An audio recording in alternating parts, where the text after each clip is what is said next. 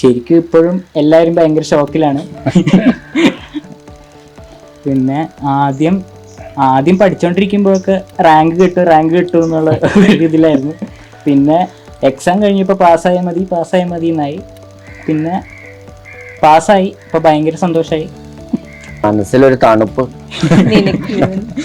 വിശ്വസിക്കാൻ പറ്റിയില്ല ആദ്യം. ഞാൻ പിന്നെയും ചോദിച്ചു ബോത്ത് ഗ്രൂപ്പ് ആണോ. അപ്പൊ അതെ. അപ്പോഴും എനിക്ക് ഉള്ളിൽ നിന്ന് അങ്ങോട്ട് ഒരു കുറച്ച് സമയം എടുത്തു. അത് ശരി. അവൻ തന്നെ ഡിസൈഡ് ചെയ്തതാ CA തന്നെ. ലക്ഷ്യം അവൻ തന്നെ സെലക്ട് ചെയ്തതാ. പിന്നെ ലക്ഷ്യയുടെ കോച്ചിങ് വളരെയധികം ഇതായിട്ടുണ്ട്.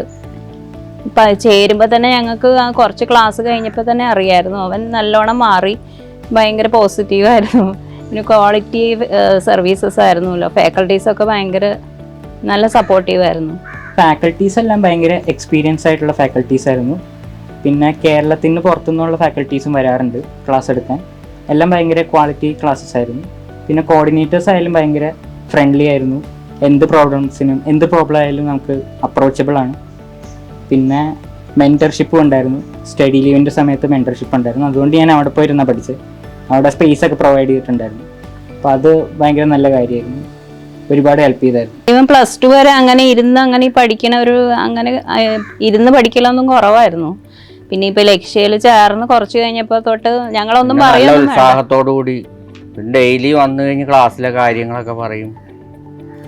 നല്ല ഇഷ്ടമായിരുന്നു, ഇഷ്ടപ്പെട്ട് പഠിച്ചതാ.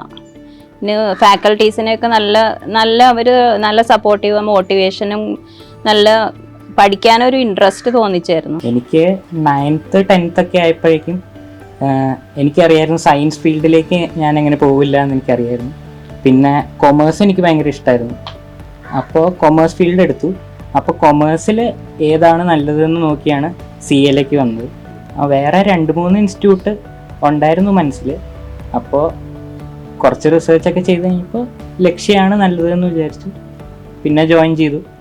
നല്ല എക്സ്പീരിയൻസ് ആയിരുന്നു ലക്ഷ്യയിൽ.